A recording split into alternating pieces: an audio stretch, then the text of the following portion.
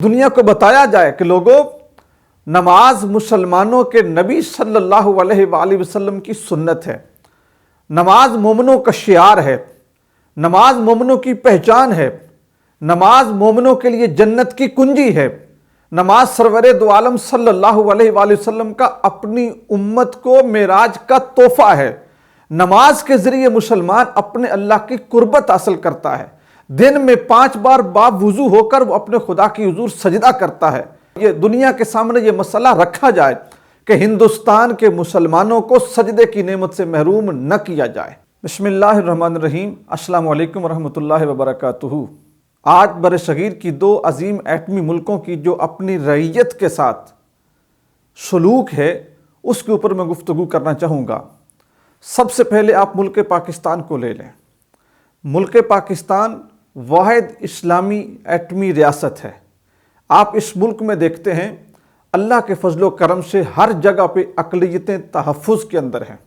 جتنی بھی اقلیتیں منارٹیز پاکستان میں رہتی ہیں، اپنے آپ کو وہ اپنے ملک میں انتہائی محفوظ شمار کرتی ہیں، چاہے وہ سکھ کمیونٹی ہو، چاہے وہ ہندو کمیونٹی ہو، چاہے وہ عیسائی ہوں۔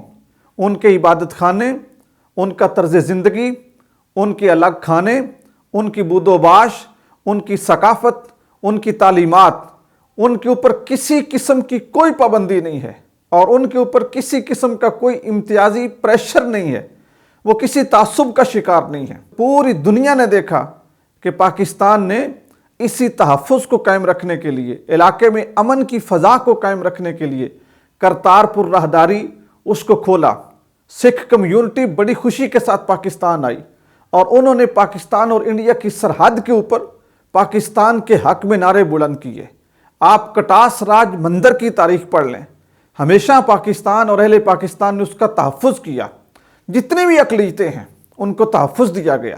لیکن اس کے برعکس آپ ہندوستان میں دیکھیں، چند دن قبل وہاں کی ریاست ہریانہ کے وزیر اعلیٰ منوہر لال کھٹر نے ایک حکم نامہ جاری کیا۔ حکم نامہ کیا تھا کہ مسلمانوں کو کھلی جگہوں پر نماز پڑھنے کی اجازت نہیں ہے۔ یہ کتنا دل خراش اور کتنا دل کو توڑنے والا فیصلہ ہے، اس کے اوپر سب سے بہترین رائے میرے وہ بھائی دے سکتے ہیں جو کسی ایسے ملک میں رہتے ہوں جہاں کا سرکاری مذہب اسلام نہ ہو، جہاں پر تکبیر پڑھنے والے کم ہوں، جہاں پر مردار کھانے والے زیادہ ہوں، جہاں پر بتوں کی پرستش کرنے والے زیادہ ہوں، اور وہاں پہ کم مقدار میں موجود ہوں اللہ کو سجدہ کرنے والے۔ تو ایسی سرزمین پر اللہ کو سجدہ کرنے کا لطف کیا ہے جب ہر طرف شرک ہو، بت پرستی ہو، اور خدا کے علاوہ معبودوں کو پکارا جا رہا ہو۔ وہاں پر جب اللہ کا بندہ نعرہ تکبیر بلند کر کے اپنے کان ہاتھوں کو لگا کے سجدہ کرتا ہے تو اس کو جو لطف نصیب ہوتا ہے وہ آزاد اسلامی ممالک جن کا سرکاری مذہب اسلام ہے وہاں کے لوگ محسوس نہیں کر سکتے۔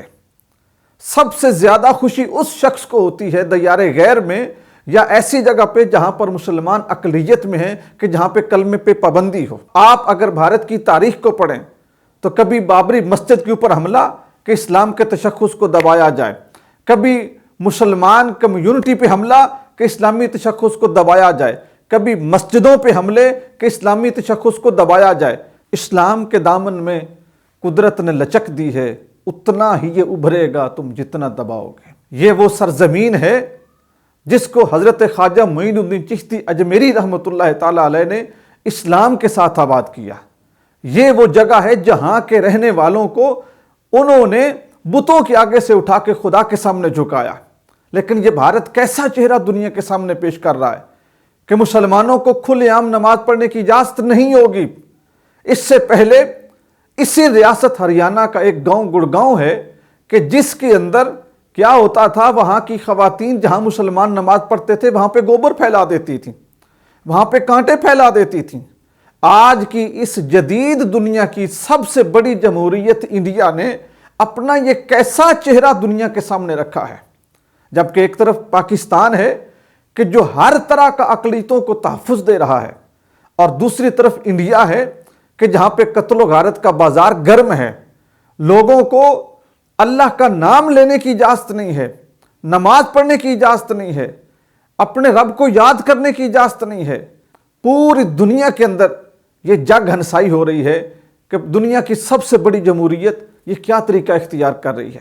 اس موقع پہ میں یہ بھی گزارش کرنا چاہوں گا کہ عنقریب Pakistan OIC Organisation of Islamic Cooperation اس کا اجلاس پاکستان میں ہو رہا ہے، جس کی پاکستان میزبانی کر رہا ہے۔ تو خدا را اس مسئلے کو OIC کے پلیٹ فارم سے پوری دنیا کے سامنے رکھا جائے، پوری دنیا کے سامنے رکھا جائے اور دنیا کو بتایا جائے کہ لوگوں، نماز مسلمانوں کے نبی صلی اللہ علیہ وآلہ وسلم کی سنت ہے، نماز مومنوں کا شعار ہے، نماز مومنوں کی پہچان ہے، نماز مومنوں کے لیے جنت کی کنجی ہے، نماز سرور دو عالم صلی اللہ علیہ وآلہ وسلم کا اپنی امت کو معراج کا تحفہ ہے۔ نماز کے ذریعے مسلمان اپنے اللہ کی قربت حاصل کرتا ہے، دن میں 5 بار باوضو ہو کر وہ اپنے خدا کی حضور سجدہ کرتا ہے۔ یہ دنیا کے سامنے یہ مسئلہ رکھا جائے کہ ہندوستان کے مسلمانوں کو سجدے کی نعمت سے محروم نہ کیا جائے۔ اور یہاں پر میں خراج تحسین بھی پیش کروں گا اپنی ان اکابرین کو جنہوں نے ہمارے لیے اس وقت ایک الگ قطع اراضی پاکستان کی شکل میں حاصل کیا، جہاں ہم آزادی کے ساتھ اپنے اللہ کو یاد کر سکتے ہیں، جہاں ہم آزادی کے ساتھ نعرہ تکبیر بلند کر سکتے ہیں، جہاں ہم آزادی کے ساتھ قرآن مجید فرقان حمید کی تعلیم کو عام کر سکتے ہیں۔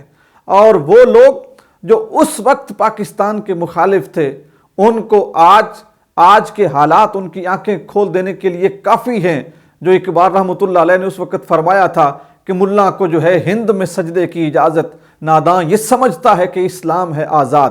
اسلام کی آزادی صرف اتنی آزادی نہیں ہے کہ سجدے کی اجازت مل جائے، اسلام کی آزادی تو یہ ہے کہ اسلام کو لاگو کرنے کی اجازت ملے، لیکن انڈیا میں لاگو کرنا تو بہت دور کی بات، اسلام کی تعلیمات سے فائدہ اٹھانا تو بہت دور کی بات، اسلام کے قابل عمل نظام کو فالو کرنا تو بہت دور کی بات۔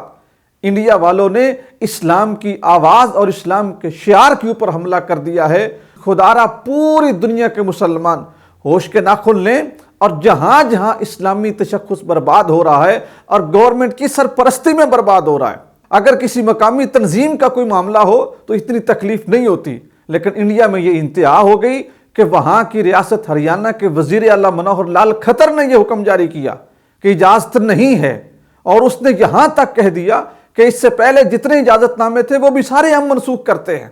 تو جب حالات ایسے ہو چکے ہیں تو خدا را دنیا بھر کے مسلمان اور بالخصوص مسلمان حکمران اس چیز کے اوپر سوچیں کہ ہم نے اسلام کو پوری دنیا میں کس طرح منوانا ہے۔ اللہ کی ذات ہم سب کو دین اسلام کی خدمت میں قبول کرے اور ہمارے رسول صلی اللہ علیہ وآلہ وسلم کا یہ دین دنیا بھر پر راج کرے۔ السلام علیکم ورحمۃ اللہ وبرکاتہ۔